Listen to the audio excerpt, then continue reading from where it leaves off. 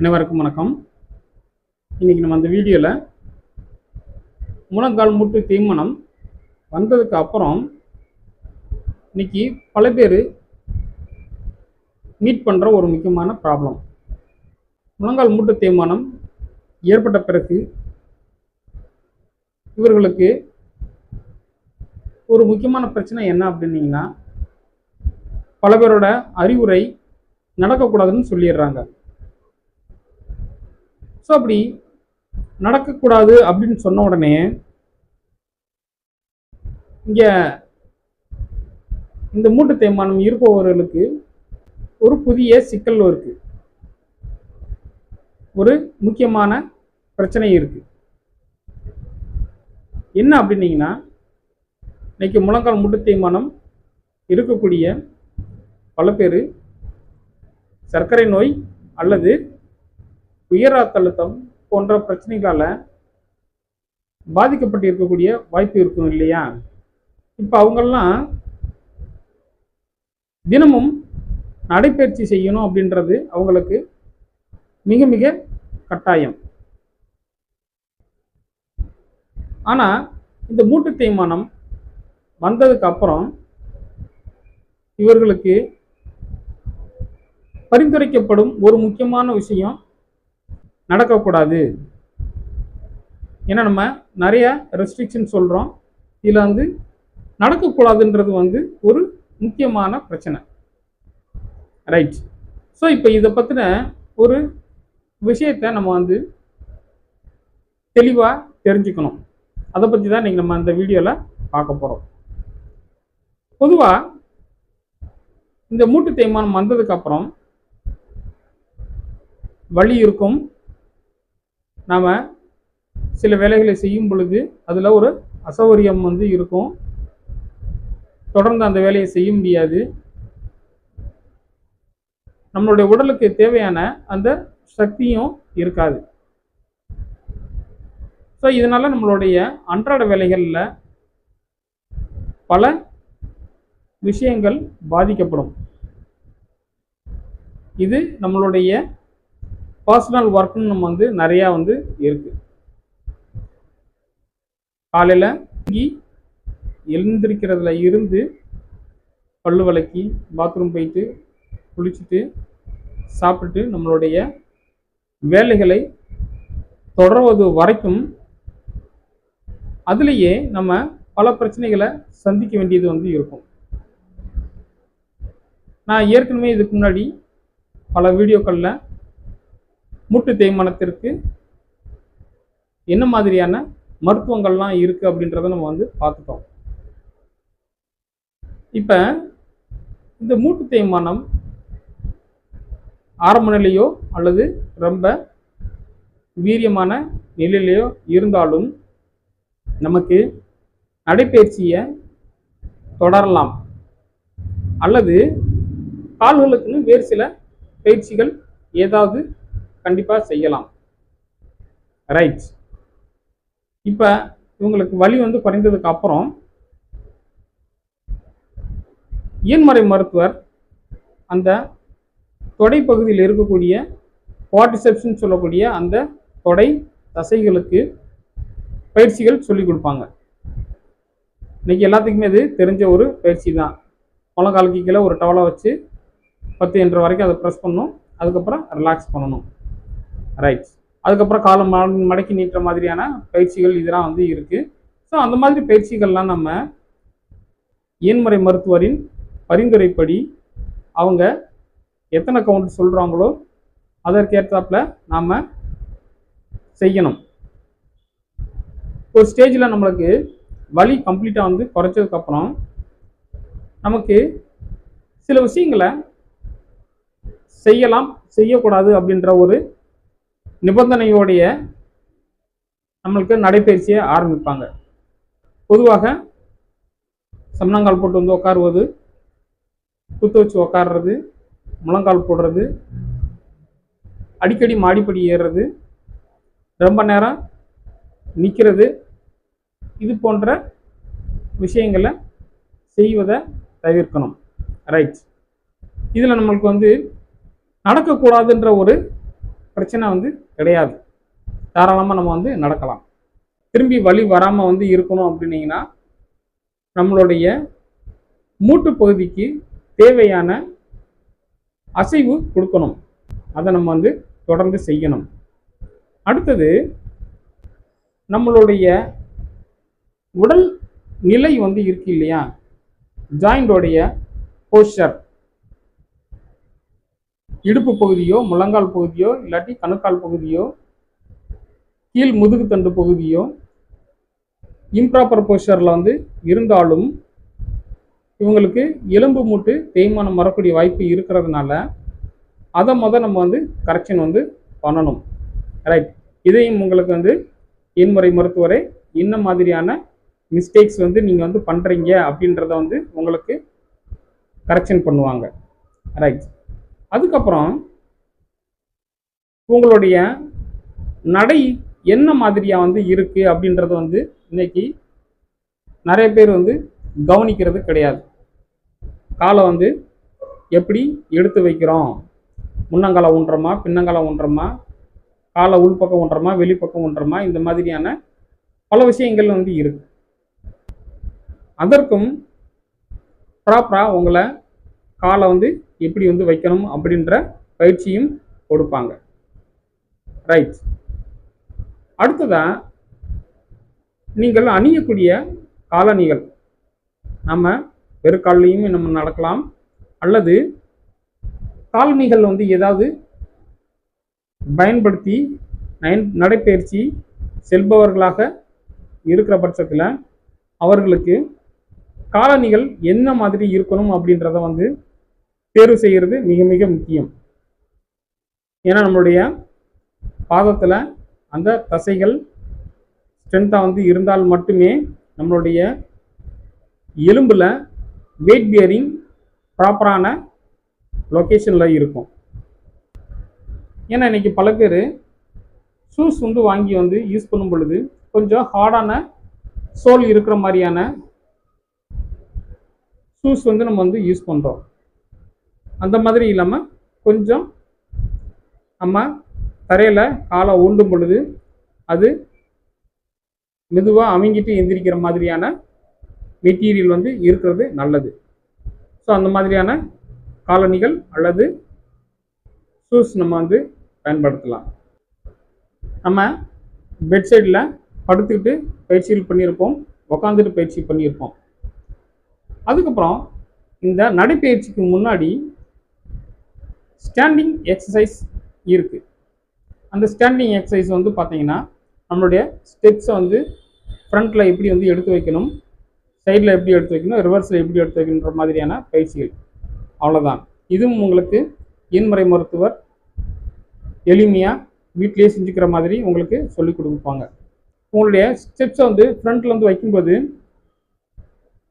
உங்களுடைய walking pattern வந்து என்ன மாதிரி இருக்குது அப்படின்றத வந்து ப்ராப்பராக வாட்ச் பண்ணுவாங்க. ஏன்னா இந்த கால் வலி வந்ததுக்கப்புறம் நிறைய பேர் வந்து முதுகை கூன் போட்ட மாதிரி நடப்பாங்க, இல்லாட்டி ஒரு பக்கம் காலை தாங்கி தாங்கி நடப்பாங்க. ஒரு சிலர் வந்து ஒரு பக்கம் காலை வந்து தேய்ச்சி தேய்ச்சி நடப்பாங்க. இந்த மாதிரியான டிஃப்ரெண்ட்டான பொசிஷனுக்கு வந்து நம்ம மாறிடுவோம். ஸோ அந்த இம்ப்ராப்பர் பொசிஷனில் நம்ம வந்து என்னென்னலாம் நம்ம வந்து தப்பு பண்ணணுமோ அதெல்லாம் வந்து அங்கே கரெக்ஷன் பண்ணுவாங்க. ரைட். இது முடிஞ்சதுக்கப்புறம் உங்களை ஒரு சமதளமான ஏரியாவில் தான் உங்களை நடக்கிறதுக்கு ட்ரெயின் பண்ணுவாங்க. ரைட். இப்போ நம்ம வந்து வாக்கிங் வந்து நம்ம வந்து பண்ணும் பொழுது இயல்பாகவே நம்மளுக்கு வாக்கிங் எந்த பேட்டர்ன் வந்து இருக்கும் அப்படின்றது தெரியும். அதனால் உங்களுக்கு எலும்பு தேய்மானம் வந்திருந்தால் அந்த பேட்டர்னை வந்து உங்களுக்கு மாற்றிட்டு ஒரு நார்மல் பேட்டர்ன், ஒரு நார்மல் ஹியூமன் பீயிங் வந்து வாக் பண்ணும்போது எப்படி வந்து இருக்குமோ அதே மாதிரி உங்களை வந்து ட்ரெயின் பண்ணுவாங்க. ரைட்.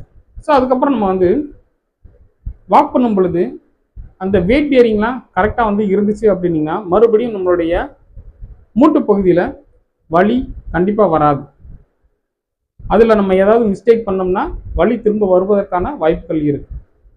ரைட். ஸோ இப்போ நம்மளுக்கு வந்து வலி நல்லா குறைஞ்சிருச்சு. நம்ம அந்த வாக்கிங் பேட்டர்ன் வந்து எல்லாத்தையும் நல்லா தெரிஞ்சுக்கிட்டோம். அது மட்டும் கிடையாது, நம்மளுக்கு தேவையான காலணிகளையும் கரெக்டாக சூஸ் பண்ணி வச்சுருக்கோம். இப்போ நம்ம சமதளமான ஒரு தரையில் நடந்து பழகுவோம், ரைட். பொதுவாக இன்றைக்கி வந்து வாக்கிங் போகிறதுக்குன்னே நிறையா கிரவுண்ட் வந்து இருக்குது. சிமெண்ட் தரையோ அல்லது வந்து தார் சாலையோ வந்து இருக்கும். அதில் நம்ம வந்து நடக்கலாம். ஸோ இப்போ இந்த நடைப்பயிற்சி ஆரம்பிக்கிறதுக்கு முன்னாடி நம்மளுடைய வாக்கிங் டிஸ்டன்ஸ் வந்து கால்குலேட் பண்ணணும், அல்லது அந்த டைம் வந்து கால்குலேட் பண்ணணும்.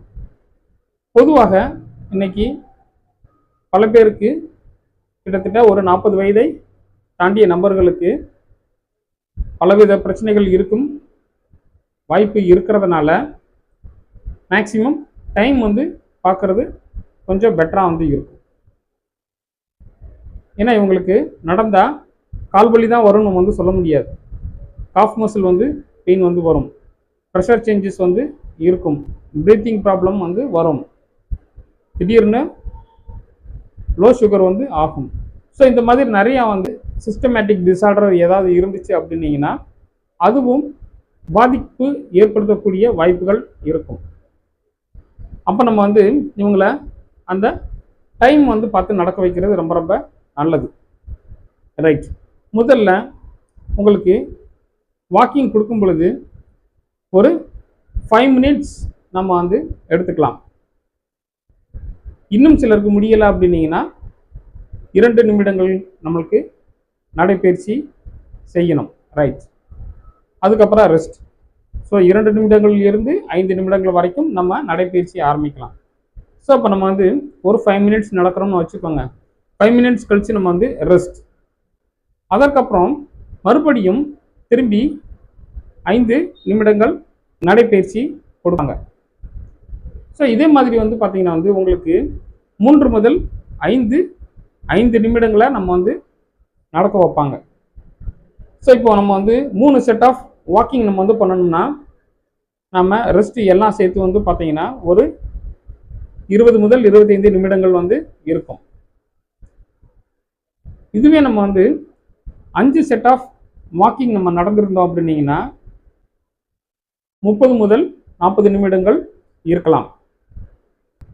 ரெகுலராக நம்ம வந்து டை மசில்ஸ் எக்ஸசைஸும் பண்ணிக்கிட்டு வந்து இருப்போம், அதோட இந்த நடைப்பயிற்சியும் செஞ்சுக்கிட்டு இருப்போம். இதை 10 நாட்களுக்கு ஒரு முறையோ அல்லது 15 நாட்களுக்கு ஒரு முறையோ ஒரு நிமிடமாக நம்ம வந்து கூட்டலாம். ஸோ 5 நிமிடத்தில் இருந்து 6 நிமிடமாக நம்ம வந்து அதிகப்படுத்தலாம், ரைட். அதுக்கப்புறம் ஒரு 15 நாளுக்கு அப்புறம் வந்து 7 நிமிடங்கள் அதிகப்படுத்தலாம். இப்படி நிமிடங்களை நம்ம வந்து அதிகப்படுத்தும் பொழுது நம்மளுக்கு டோட்டல் டியூரேஷன் வந்து கூடும். அப்போ நம்ம 5 செட் ஆஃப் எக்ஸசைஸ் வந்து பண்ணிக்கிட்டு இருந்த ஒரு நபர் டைம் வந்து கூட்டும் பொழுது அவங்களுடைய வைட்டல் ஆர்கன்ஸில் ப்ரீத்திங் ப்ராப்ளமோ இல்லாட்டி பிளட் ப்ரெஷரோ ஏதாவது ஒன்று அதிகமாகிற மாதிரியான உணர்வு வந்து இருந்துச்சு அப்படின்னீங்கன்னா அந்த 5 செட் ஆஃப் எக்ஸசைஸை ஸ்டார்ட் பண்ணும்போது டியூரேஷனை வந்து அதிகப்படுத்திட்டு 3 செட் ஆஃப் எக்ஸசைஸாக நம்ம வந்து ஸ்டார்ட் பண்ணணும். அதாவது 5 நிமிடங்கள் நடந்துக்கிட்டு இருந்தவர் இப்போ 6 நிமிடங்கள் நடக்க போகிறாரு அப்படின்னீங்கன்னா மறுபடியும் 5 செட்டு பண்ணியிருப்பாங்க இல்லையா, அவங்க 3 செட்டு வந்து பண்ணணும். ஸோ இப்போ 3 செட்டு வந்து பண்ணிவிட்டு மறுபடியும் இந்த செட் ஆஃப் எக்ஸசைஸை கொஞ்சம் கொஞ்சமாக நம்ம வந்து கூட்டலாம். இதை நம்ம வந்து வாரத்துக்கு ஒரு முறையோ இல்லாட்டி 10 நாட்களுக்கு ஒரு முறையோ நம்ம வந்து அதிகப்படுத்தலாம். ஸோ இந்த மாதிரி நம்ம வந்து இந்த எக்ஸசைஸை ஸ்டேஜ் பை ஸ்டேஜாக நம்ம வந்து கூட்டணும். இப்போ நமக்கு வந்து ஒரு டார்கெட் வந்து இருக்கும் இல்லையா, இந்த செட் ஆஃப் எக்ஸசைஸ் வந்து பார்த்தீங்கன்னா 5 செட் ஆஃப் எக்ஸசைஸ் வந்து ஒரு 10 மினிட்ஸ் 10 மினிட்ஸ் 10 மினிட்ஸ்ன்னு சொல்லிட்டு வந்து ஒரு 1 hour நம்மளுக்கு வந்து ஒரு ஸ்லோ வாக்கிங் நம்மளால் வந்து பண்ண முடியுது அப்படின்னீங்கன்னா இந்த ரெஸ்ட்டை வந்து நம்ம வந்து கொஞ்சம் கொஞ்சமாக நிப்பாட்டலாம். எப்படி நிப்பாட்டலாம்? ஸோ 10 நிமிஷம் நடந்துக்கிட்டு இருந்ததை 15 நிமிஷமாக நடக்க ஆரம்பிக்கலாம். அப்படி நடக்க ஆரம்பிக்கும் பொழுது நாம் கிட்டத்தட்ட ஒரு 3 செட் ஆஃப் எக்ஸசைஸாக நம்ம வந்து அதை மாற்றிக்கிறணும். ஸோ அப்போ நம்ம டோட்டலாக வந்து 50 நிமிடங்கள் நடந்தது. இந்த வாக்கிங் டைம் 45 நிமிடமாக மாறும். ஆனால் நம்மளுக்கு வந்து பார்த்திங்கன்னா வந்து இடையில 3 தடவை ரெஸ்ட் எடுப்போம். ஃபஸ்ட்டு வந்து ஒரு வாக்கிங் 15 மினிட்ஸ், செகண்ட் வந்து ஒரு 15 மினிட்ஸ் வாக்கிங் ரெஸ்ட்டு, மூன்றாவது ஒரு 15 மினிட்ஸ் வாக்கிங், அதுக்கப்புறம் ரெஸ்ட். ரைட். ஸோ இப்போ நம்ம வந்து இந்த வாக்கிங் இந்த மாதிரி கிராஜுவலாக நம்ம வந்து கூட்டுறோம் அப்படின்னீங்கன்னா கால்வலியும் வந்து ஏற்படுவதற்கான வாய்ப்புகள் வந்து இருக்காது. அதே நேரத்தில் இந்த நீரிழிவு நோய் அல்லது உயர் ரத்த அழுத்தம் இருந்திருந்தால் இவர்களுக்கு அந்த மாதிரி எக்ஸசைஸ் பண்ணுறதுலையும் நடைப்பயிற்சி செய்கிறதுலையும் இவர்களுக்கு எந்த ஒரு பாதிப்பும் ஏற்படாது. இது நான் உங்களுக்கு ஒரு எக்ஸாம்பிளுக்காக வந்து ஒரு சின்னதாக சொல்லியிருக்கேன். நான் 5 நிமிடங்கள்ல இருந்து ஆரம்பிக்கிறது, 3 செட்டில் இருந்து 5 செட் வரைக்கும் ஆரம்பிக்கலாம். அதுக்கப்புறம் அந்த 5 நிமிடங்களை 6 நிமிடங்களை வந்து கூட்டலாம். 5 செட்டை 3 செட்டாக வந்து குறைச்சிட்டு அதுக்கப்புறம் நம்ம வந்து அடுத்து மறுபடியும் செட்டை வந்து நம்ம வந்து கூட்டணும். கூட்டிகிட்டு கொஞ்சம் கொஞ்சமாக நம்ம வந்து டைமை வந்து கூட்டிட்டு நம்மளோட வந்து டார்கெட் டைம் வந்து இருக்கும் இல்லையா, நம்ம தினமும் வந்து 30 நிமிடம் வாக்கிங் போகிறோமா இல்லை 1 மணி நேரம் வாக்கிங் போகிறோமா அப்படின்றது நம்ம வந்து இருக்கும். அவங்கவுங்க உடல்நிலைக்கு ஏற்றாப்புல அதை நம்ம வந்து ஃபிக்ஸ் பண்ணிட்டு அது வரைக்கும் நம்ம வந்து ப்ராக்டிஸ் வந்து பண்ணலாம். ரைட். ஸோ இந்த மாதிரி நமக்கு நடைப்பயிற்சி செய்யும் பொழுது நம்ம எல்லா விஷயத்திலையும் கொஞ்சம் கவனமாக இருக்கிறது இன்னும் கொஞ்சம் பெட்டராக வந்து இருக்கும். ரைட். ஸோ இதில் நம்ம வந்து கிட்டத்தட்ட மூட்டு தேய்மானம் இருப்பவர்களுக்கும் மட்டும் இந்த மாதிரியான நடைப்பயிற்சி வந்து நம்ம வந்து செய்யலாம். ஆனால் இதே நடைப்பயிற்சியை நம்ம வந்து ஒரு நீரிழிவு நோயாளியாக வந்து இருக்கிறவங்களுக்கோ அல்லது உயர் ரத்த அழுத்தம் இருப்பவர்களுக்கோ சொல்லக்கூடிய பயிற்சிகள் வந்து இது வந்து கிடையாது. ஏன்னா இந்த நடைப்பயிற்சி வந்து அவங்களுக்கும் நம்ம வேற மாதிரி பேட்டர்னில் கொடுப்போம். கிட்டத்தட்ட இது மாதிரி தான் வந்து இருக்கும். ஆனால் அவங்களுக்கு நம்ம வந்து பார்த்தீங்கன்னா நாம் அவங்க சிஸ்டத்தில் ஏதாவது ப்ராப்ளம் வருதான்னு சொல்லிட்டு இடையில நம்ம வந்து பரிசோதனை பண்ணிட்டு தான் நம்ம வந்து பயிற்சிகளை கொடுக்குற மாதிரி வந்து இருக்கும். இப்போ நம்மளுக்கு இந்த நடைப்பயிற்சியை இப்படி கிராஜுவலாக ஆரம்பித்து நம்மளுடைய டார்கெட் டைம் வரைக்கும் நம்ம வந்து செய்யும் பொழுது இடையில எப்பயாவது நம்மளுக்கு மறுபடியும் மூட்டு பகுதியில் வலி ஏதாவது ஏற்பட்டால் அல்லது மூட்டு வீக்கம் ஏற்பட்டால் என்ன வந்து செய்கிறது? ரைட். ஸோ இப்போ நம்ம வந்து ஒவ்வொரு செட் ஆஃப் எக்ஸசைஸும் கூட்டும் பொழுதோ அல்லது இந்த டைமிங்கை வந்து இன்க்ரீஸ் பண்ணும் பொழுதோ நம்மளுக்கு இந்த மாதிரி முழங்கால்லையோ அல்லது தொடைப்பகுதியில் இருக்கக்கூடிய தசைகள்லையோ வலி வருவதற்கான வாய்ப்புகள் இருக்கு. இது வழக்கமாக பயிற்சிகள் பண்ணி குறைந்தது 15 முதல் 30 நிமிடங்கள் வரைக்கும் இந்த வலி வந்து இருக்கும். அப்படி வந்து இந்த வலி வந்து பயிற்சி அப்படின்னீங்கன்னா இது ஒரு பெரிய பிரச்சனை வந்து கிடையாது. இதுவே நம்மளுக்கு நாள் ஃபுல்லாக வந்து இருக்கு, நாம் வேறு சில அன்றாட வேலைகளை செய்யும் பொழுதும் இந்த வலி தெரியுது அப்படின்னீங்கன்னா முதல்ல ரெஸ்ட் வந்து விடணும். இப்போ ரெஸ்ட் வந்து நம்ம வந்து எத்தனை நாள் விடலாம்? குறைந்தது 3 நாட்கள். 3 நாட்களில் நம்மளுக்கு வந்து வலி வந்து குறைஞ்சிருச்சு அப்படின்னீங்கன்னா மறுபடியும் பழைய எக்ஸசைஸை நம்ம வந்து மறுபடியும் முதல்ல இருந்து ஸ்டார்ட் பண்ணுற மாதிரி இருக்கும்.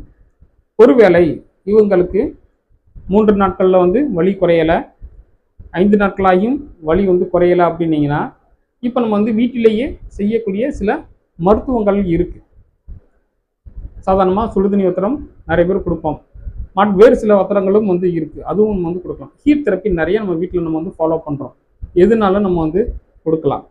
ஏதாவது நம்ம வந்து செய்யும் பொழுது வலி வந்து குறைந்தால் அது வரைக்கும் நம்ம வெயிட் பண்ணி வலி குறைஞ்சதுக்கப்புறம் திரும்பி பயிற்சிகளை வந்து செஞ்சுட்டு நடைப்பயிற்சியை தொடரலாம். ஒருவேளை நம்ம வந்து இந்த பயிற்சிகள் வந்து நடைப்பயிற்சி செய்ததுக்கு அப்புறம் மூட்டு வலி ரொம்ப அதிகமாக இருந்துச்சு அப்படின்னீங்கன்னா கிட்டத்தட்ட 7 நாட்களுக்கு அதிகமாக இருந்துச்சு அப்படின்னீங்கன்னா உங்களுக்கு அருகாமையில் இருக்கக்கூடிய இன்முறை மருத்துவரையோ அல்லது வேறு ஏதாவது எலும்பு மூட்டு மருத்துவ நிபுணரையோ அப்ரோச் பண்ணலாம். அவர்களை பார்த்து இதற்கு மருத்துவம் செஞ்சுக்கலாம். ரைட். ஸோ இப்போ நம்ம வந்து இந்த நடைப்பயிற்சியை இந்த மாதிரி நம்மளுக்கு செய்யும் பொழுது எந்த ஒரு பிரச்சனையும் வந்து இருக்காது. இந்த எக்ஸசைஸை வந்து நம்ம வந்து முதல்ல டைமை வந்து கூட்டணும், இடையில நம்ம வந்து ரெஸ்ட் வந்து இருக்கும், அதுக்கப்புறம் செட் ஆஃப் எக்ஸசைஸை வந்து கூட்டணும், அதுக்கப்புறம் திரும்பியும் நம்ம டைம் வந்து அதிகப்படுத்தும் பொழுது செட் ஆஃப் எக்ஸசைஸை குறைச்சிட்டு மறுபடியும் திரும்பி செட் ஆஃப் எக்ஸசைஸை வந்து கூட்டணும். அவ்வளோதான். சிம்பிளான வந்து ஒரு மெத்தடாக தான் நம்மளுக்கு வந்து தெரியும். ரைட். இந்த மாதிரி நம்மளுக்கு வந்து பண்ணும் பொழுது நம்மளுடைய வாக்கிங் ப்ராக்டிஸ் ரெகுலராக வந்து இருக்கணும். இந்த வாக்கிங் ப்ராக்டிஸ் வந்து ஒரு வாரத்தில் நம்ம எத்தனை நாள் வந்து பண்ணலாம்?